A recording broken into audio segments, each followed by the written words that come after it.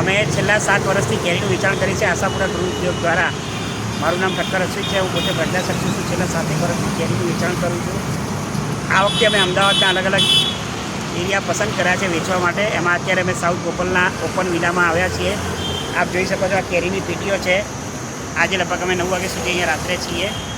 અને વલસાડી કેસર અવેલેબલ છે આપણી પાસે, અને તલાલા ગીર કેસર અવેલેબલ છે.